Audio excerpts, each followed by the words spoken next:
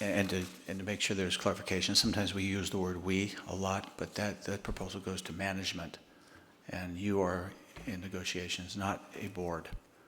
We are not negotiating with this. We have our negotiating team. It's called our management, and they're the ones that do that. So just want to make real clear when we're going to have a lot more speakers come to that podium, make comments. You notice we don't respond to it because this is it's labor negotiations between management and the respective union representatives. For clarification as we start the new year. There's no other questions on this item. We can move to the next item. No other items on this one. Then we're to Academic Senate, new course recommendations. This will be an action item, 8.1. Do we need any background on this item, or we can move forward? We're good? Okay.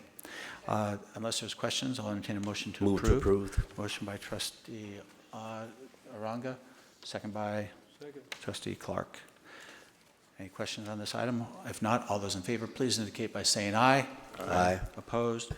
That motion carries. Superintendent President, Student Success, hiring for Student Success. This is an informational item, something that we had discussed about putting on our agenda on a regular basis so it can be discussed. So at this time, I'll recognize President Superintendent Oakley. Yes, thank you, Board President Kellogg. To begin, as we have discussed previously, the college is in the process of hiring a significant number of new faculty, which is certainly a great opportunity for the college and for our students.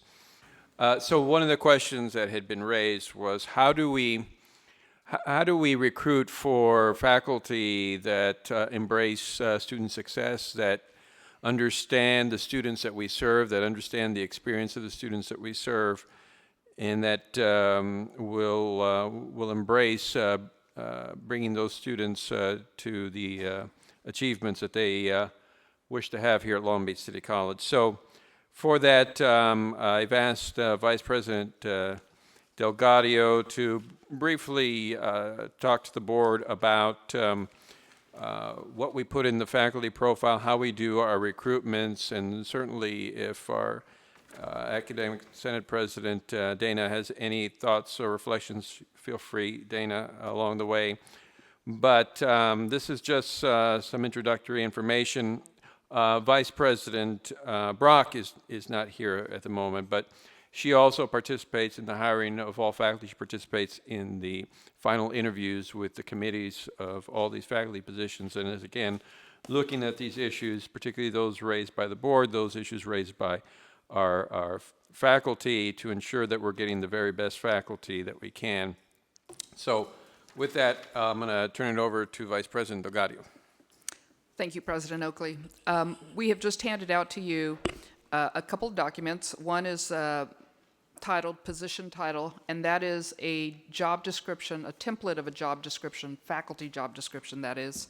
And what I've done is highlight some of the language that addresses specifically student success, because as you can see through the job description, we have it integrated in various ways to ensure that as we reach out and recruit, that we are identifying what our interests are within our faculty here, and therefore when they apply, they can obviously address that through a cover letter and their application.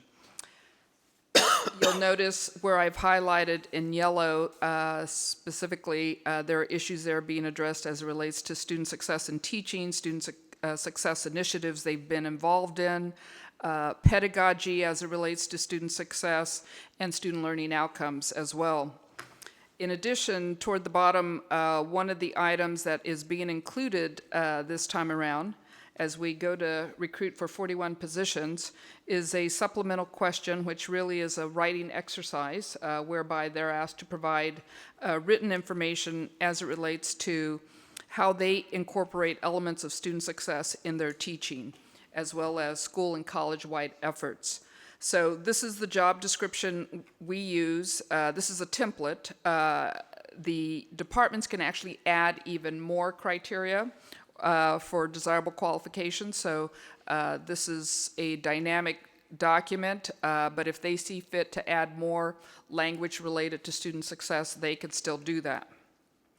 In addition, the second document that you'll see is what we call the faculty profile. This was a profile that was developed between the district and the Senate. And so what we wanted to do was establish, and this was done a couple of years ago, is establish what exactly is the type of faculty that Long Beach City College is looking for. What are those characteristics? So we broke it out between teaching and service.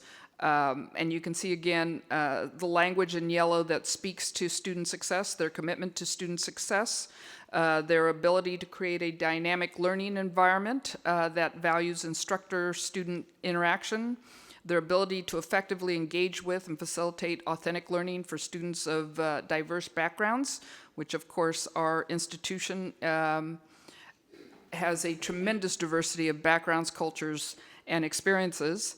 Their ability to adapt their teaching pedagogy to the knowledge level. We obviously deal with a wide range of students here, from developmental through transfer, including many different personalities and individuals in each class. So how well do they nuance their teaching to reach everyone? In addition, we evaluate to what extent they can self-reflect and respond to an evidence-based assessment of student learning.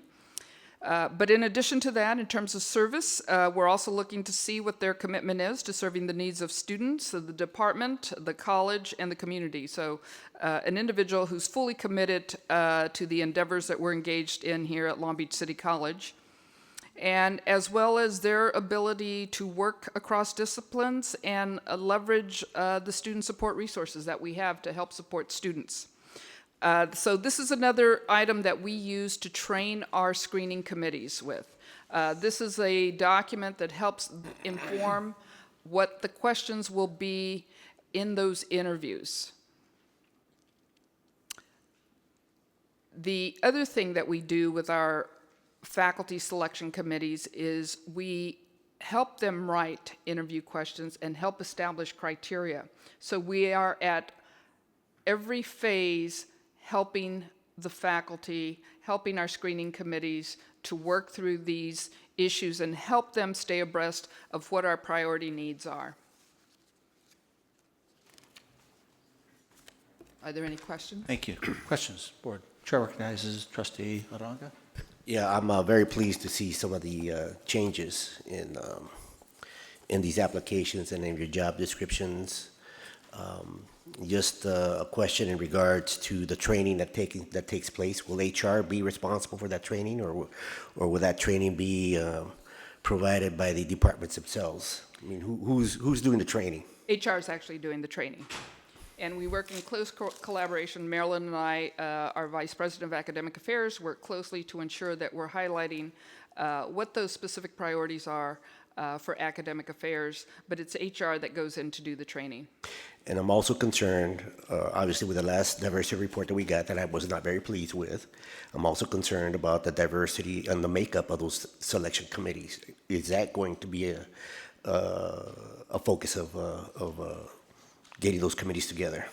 Yes, it is. In fact, in our faculty, full-time faculty contract hiring policy, it is established in there that whenever possible, the committees must be diverse.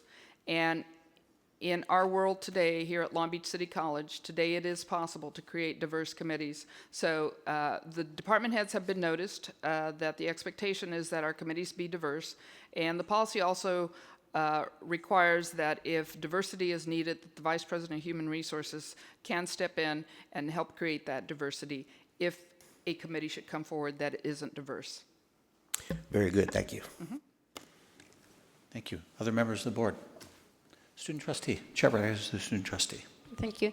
Hi. I have seen in other hiring committees that the students are present.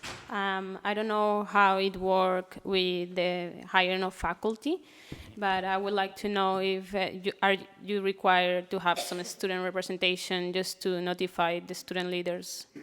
Yes, there is language in the policy that does call for a student representation where possible, so we'll be looking at that as well. Thank you.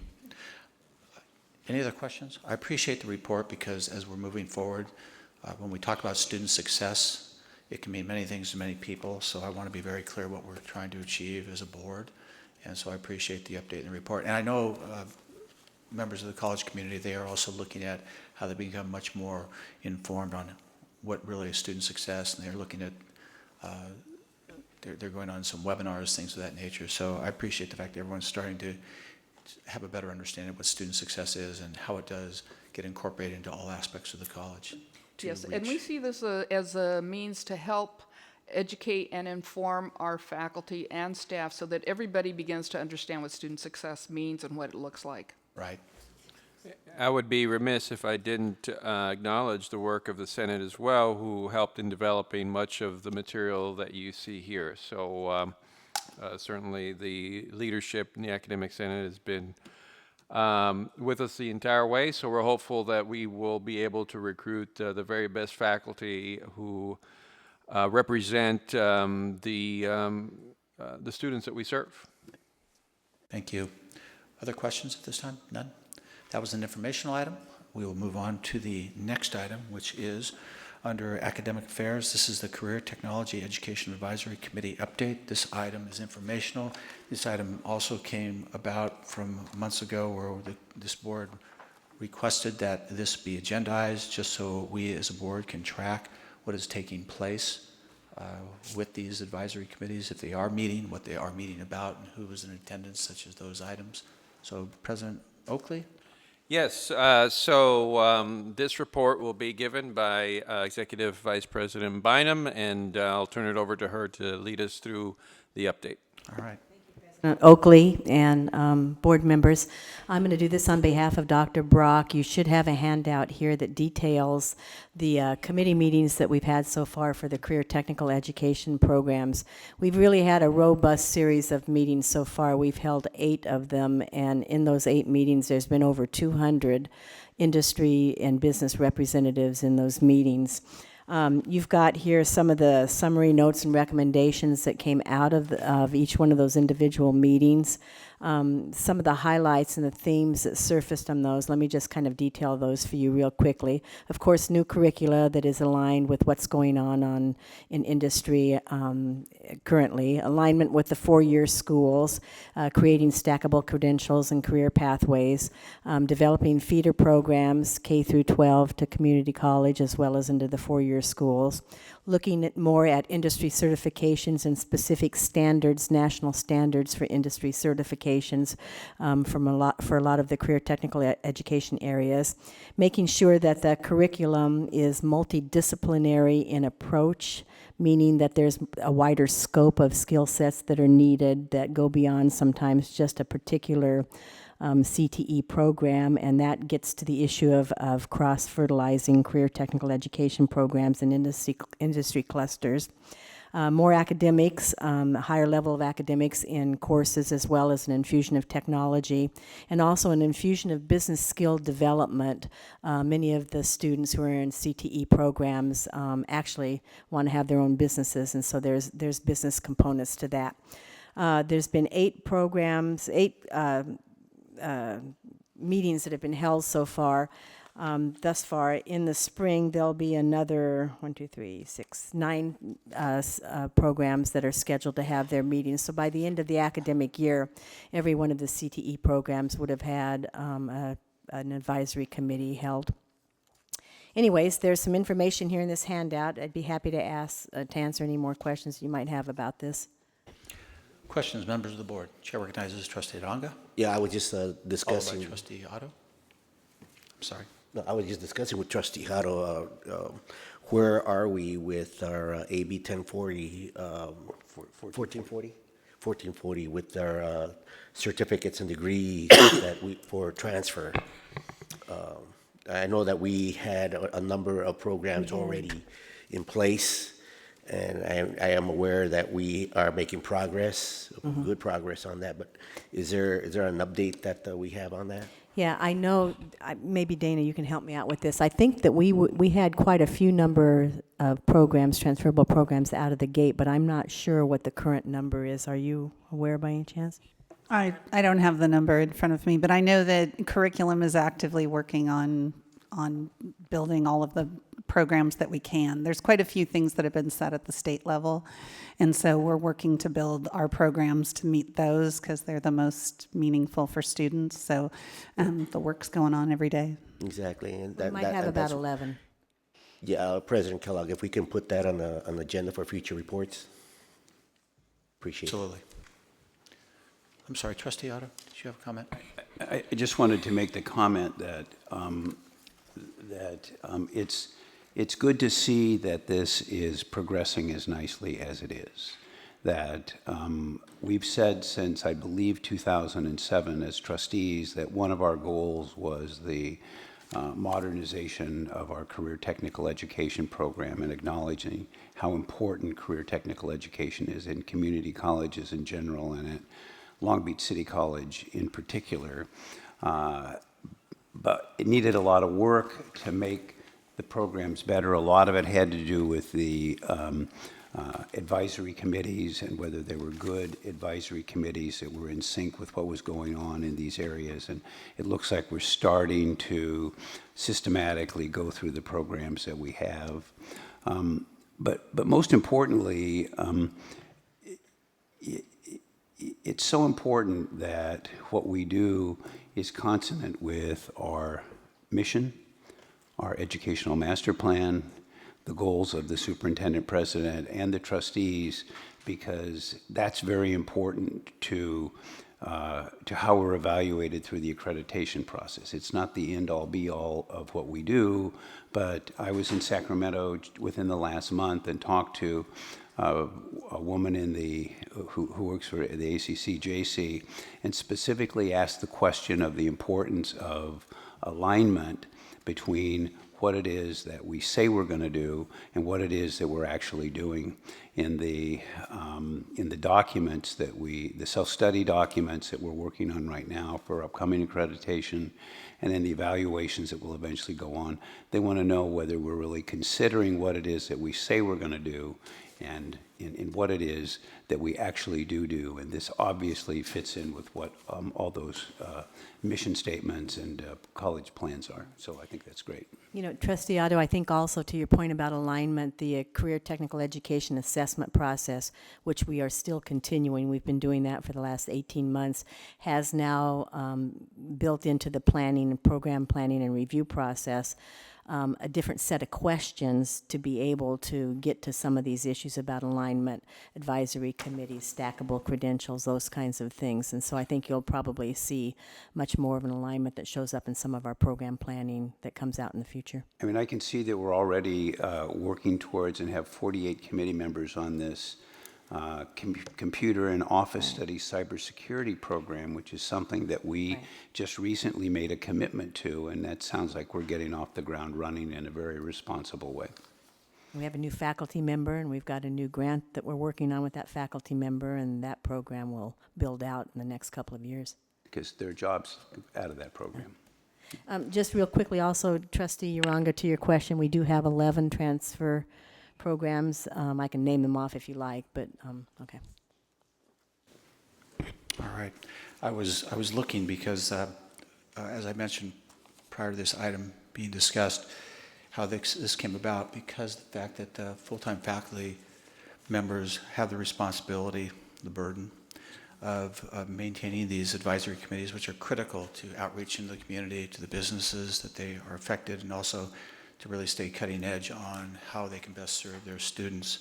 And what I was looking for is because, and we're probably going to hear more and more of it, but I'll emphasize this again, Long Beach City College has 38 CTE programs, 59 areas of expertise, if you will, 41 AAs, 18 ASs, all within CTE.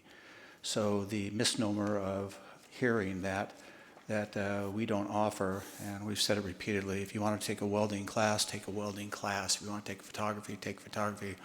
You just can't get a certificate in those areas anymore. So there seems to be, and it's not unusual during a certain time of years, but Long Beach still has one of the largest CTE programs in the state of California, and very successful in many ways, including then into workforce development and a whole other area. So I'm pleased with this because this really closes the loop. So at least we as a board are informed of what is taking place with those advisory committees, and we at least now have a paper trail, if you will. And they're doing, as Trustee Otto mentioned, it's excellent with the progress, what's going on. I'm very pleased with the programs at the college. Just to add to that, we have 56 areas, or you can consider them discipline areas as well in career technical education under that banner.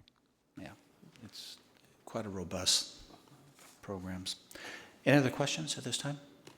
Hearing none, thank you very much. That was an informational item. I'm sorry, Chair recognizes student trustee. Thank you. So since we are offering classes, for example, in automotive and welding, but we are not giving the degrees, until what time are we going to offer those classes? Because the students are kind of uncertain, like they don't know what's going to happen. Or Well, the full-blown degree program has gone away in 9 of the programs, but the courses that we're offering will be continued to be offered in the future indefinitely. But without degree. I'm sorry? Without degree. Without a degree, but that doesn't mean that we wouldn't take a look. For example, we're taking some of the welding courses and electrical courses, and we're looking at a mechanical maintenance program. I know the faculty are looking at a construction technology program, so there'll be new degree programs, probably new certificate programs in the future as we take a look at how we want to cluster some of our programs, how we build them around the regional economy, how we respond to some of the emerging trends in some of the industry sectors in the region. So that doesn't mean that we're going to stop putting programs together. We're going to take those components of the programs, reallocate them probably into new kinds of clusters to be able to meet industry needs. Right. So sorry. So for those students who at this point are asking what is going to happen with my major, for example, the automotive students. So what should I tell them? Just to keep going with their curriculum, with the classes, that maybe in the future there will be another program but named differently? It could be another program named differently. So the automotive program, we still have components of the automotive program. We're building out the alternative fuels program more because that's a huge thing in the Los Angeles area. There'll be opportunities to be able to do automotive technology in that area. Construction program, so we don't have a degree construction program, but I understand faculty's working on a construction engineering technology program. We're building out an engineering pathway program because of some of the work that Boeing's doing across the street. So we're involving our architectural program, our electrical program, and we'll have some stackable credentials and an engineering technology pathway for the program. So the students that are in those courses will have opportunities to be able to have career pathways in maybe different ways that we didn't have before. The mechanical maintenance program is a good example of how we take courses that we still have, even though we don't have a degree program.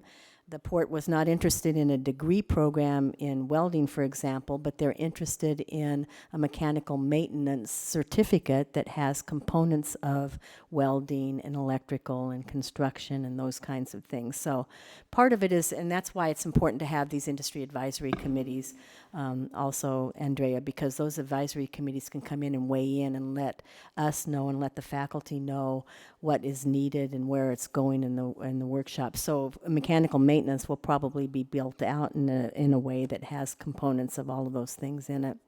If I can add one thing, Andrea, with regard to your question, what do you tell students? I think the best thing to tell students is they should talk to their faculty. Right.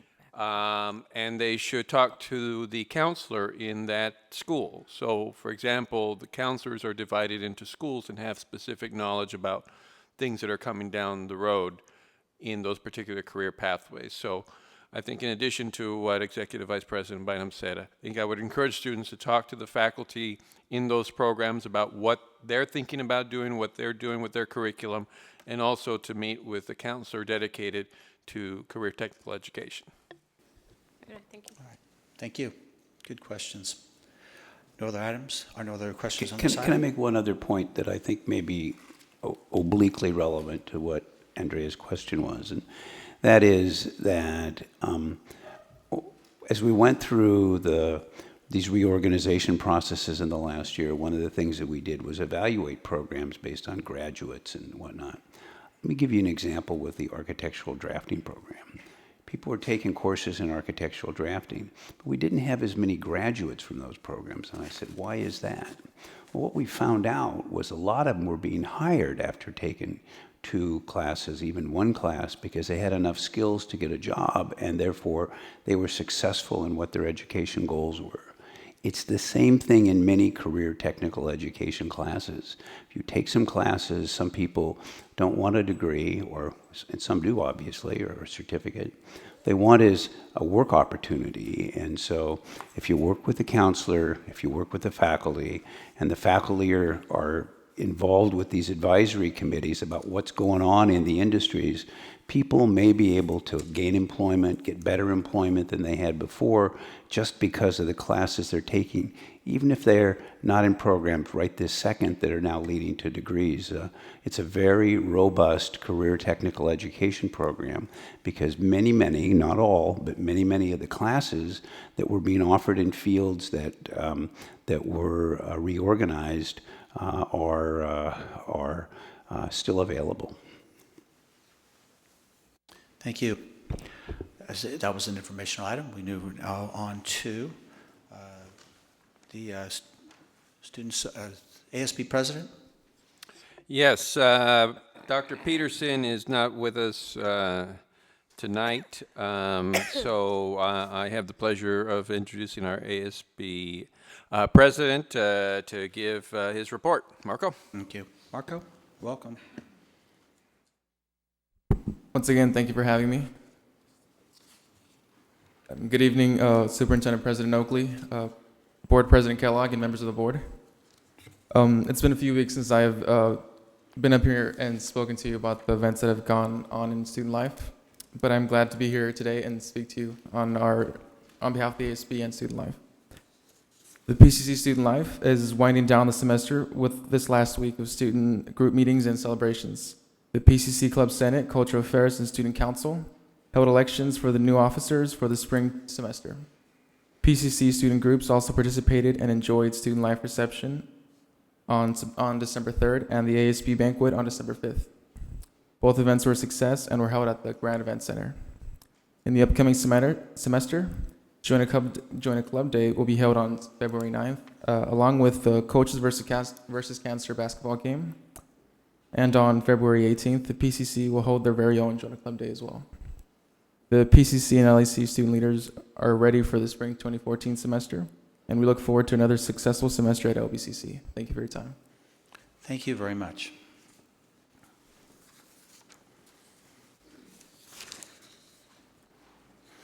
We're now to the administrative services. We still have one item, and that's 12.11. That is going to be an action item. It will be a roll call, including the student trustee on an advisory.